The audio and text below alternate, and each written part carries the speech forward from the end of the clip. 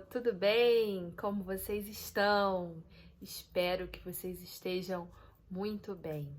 Bom, na aula passada nós falamos sobre população brasileira, falamos sobre todas as características da população e qual a sua influência na construção do território brasileiro.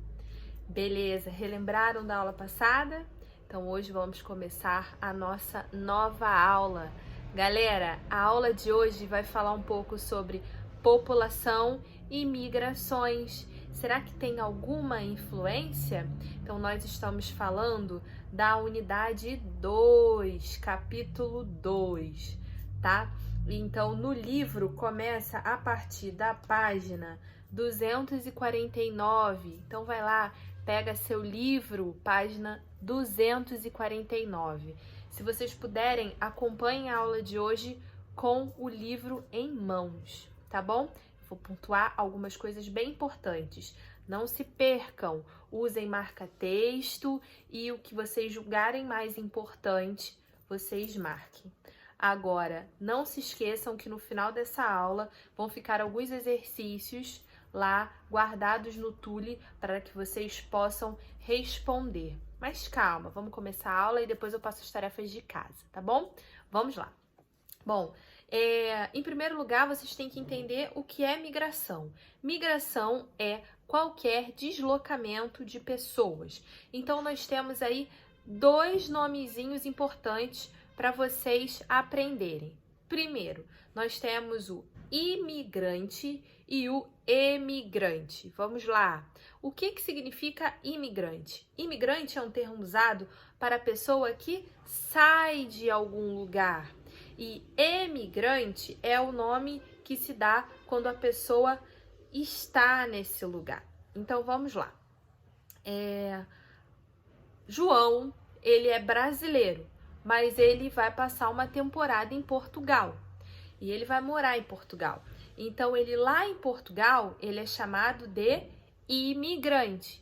E aqui no Brasil, ele é chamado de emigrante. Então, imigrante é o novo país. É quando você chega nesse novo país. Você se chama imigrante. E quando você sai do seu país de origem, se chama emigrante. Agora, eu vou dar um outro exemplo. Vamos supor que o Antônio, ele morou lá em Portugal, né, a vida toda, 50 anos, né, ele mora lá. Mas ele nasceu no Brasil. Então ele é o quê? Ele continua sendo imigrante em Portugal? Sim, ele continuará a vida toda sendo imigrante.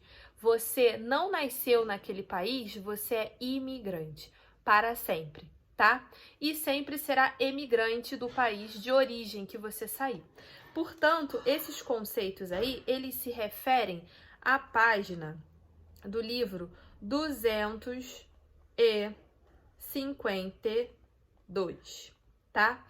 E aí, continuando ao conteúdo do livro, nós temos aqui, tá, a questão da mobilidade da população. O que é, quais são os fatores que fazem com que as pessoas migrem? Bom, existem fatores de atração e fatores de retração.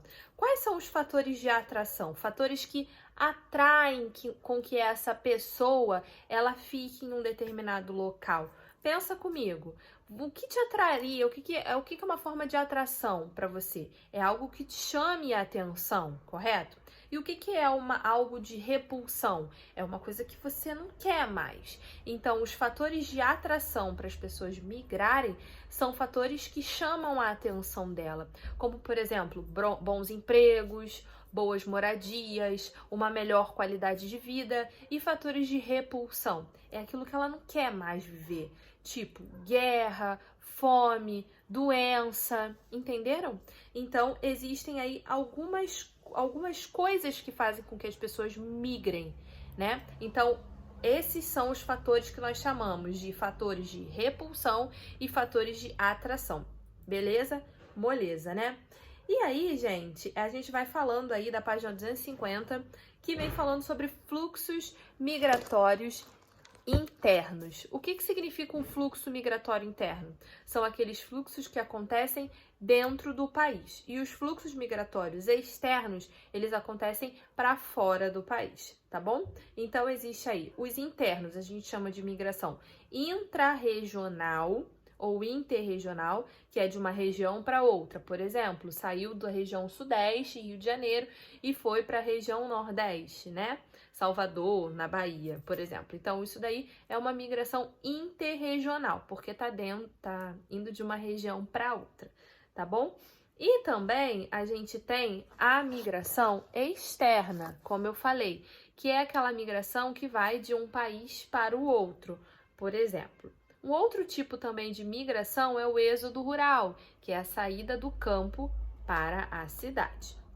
E tem outro tipo de migração, a migração sazonal ou temporária. Sazonal tem a ver com as estações do ano. Então, por exemplo, algumas pessoas no período do Natal, né, que não é uma estação do ano, mas é uma estação que tem, assim, uma grande procura por empregos, né, por conta das festas. Então, no Natal, em dezembro, muitas empresas ou lojas de shopping pedem para que os seus contratam novos funcionários, né? E aí, algumas pessoas, elas saem das suas casas e vão para lá para trabalhar. Então, quando acabar o contrato, acabou o serviço e as pessoas voltam. Outro tipo também, de exemplo, são as pessoas que trabalham com corte de cana, né? Porque tem um determinado período para esse serviço. E dessa maneira, tá? As pessoas trabalham só naquele determinado tempo e depois elas voltam. Vocês vão observar isso na página do livro de vocês, tá? 251. Tem aí um parágrafo bem grande explicando o que é a migração sazonal. E fala que é esse deslocamento em busca de um trabalho temporário. Então, como eu dei 2 exemplos para vocês, na época de Natal, né, que tem uma grande procura por emprego temporário, e nesse período de corte da cana. Vocês vão observar aí uma imagem do Brasil de 1830, se relacionando, né, aos escravos colhendo a cana, e uma outra imagem aí do Brasil em 2019, os boia-frias, né, trabalhando aí com o corte de cana. Então, eu vou ler agora para vocês um exercício, um quiz. Vamos ver se vocês respondem. Prestem muita atenção. Então, vamos lá. No verão, as regiões litorâneas, elas atraem um elevado número de turistas. E nesse período de alta temporada, muitos trabalhadores vivem no interior do Nordeste e se direcionam para essas regiões em busca de trabalho temporário. Que tipo de fluxo migratório é esse? Letra A, sazonal. Letra B, êxodo rural. Letra C, nomadismo. Ou letra D, pendular?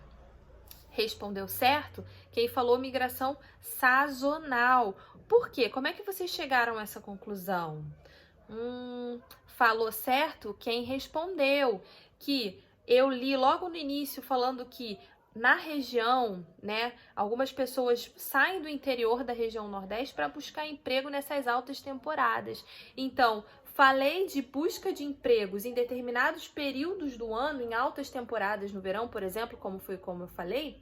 Então, vocês já mataram a questão, que significa migração sazonal, que significa quando a população ela migra de um lugar para o outro em busca de um trabalho temporário. Perfeito!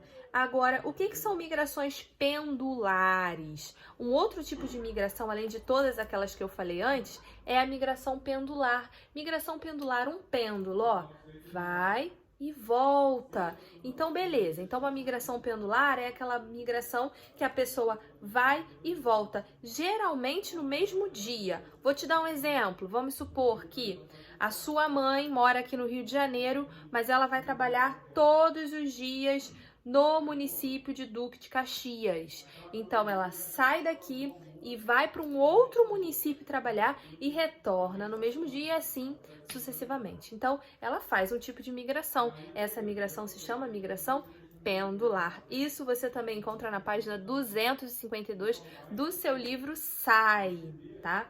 Então, galera, outro processo também que o livro vem trazendo para vocês é sobre o fluxo migratório externo. Existem vários fatores que fazem com que as pessoas busquem outros países. O principal deles é a melhor condição de vida, as melhores condições de vida, né? Por emprego, por alimentação, pela não violência, né? Então, muitas pessoas buscam trocar de país. Então, o nome desse tipo de migração é migração externa.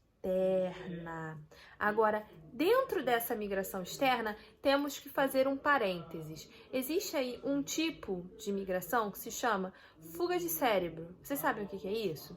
É quando a pessoa especializada, ela sai do seu país, especializada tecnicamente, formada, universitária, né?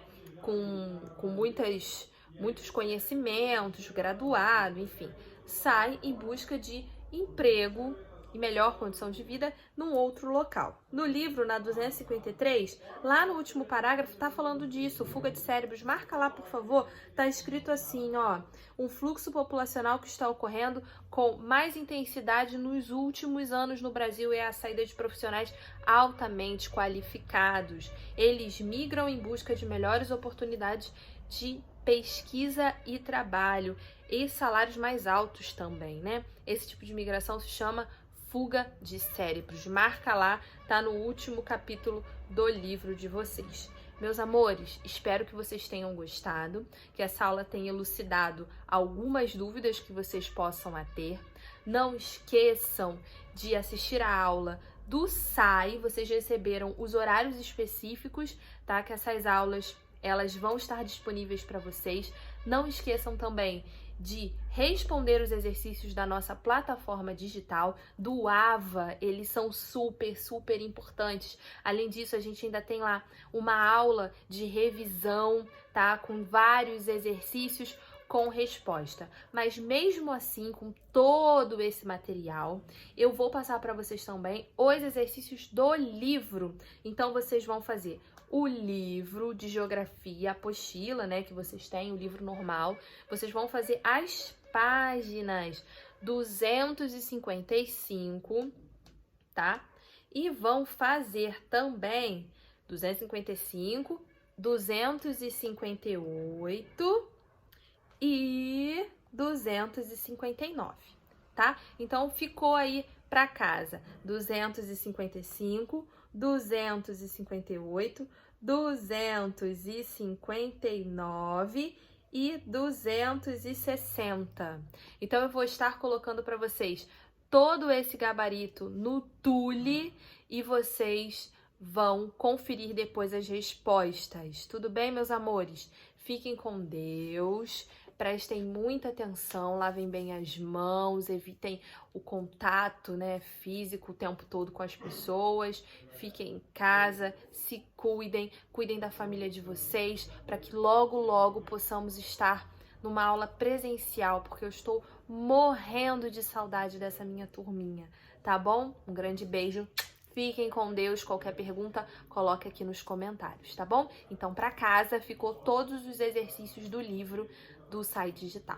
Do SAI Digital, não. Do SAI, tá? E eu vou colocar o gabarito no Tule. Um grande beijo.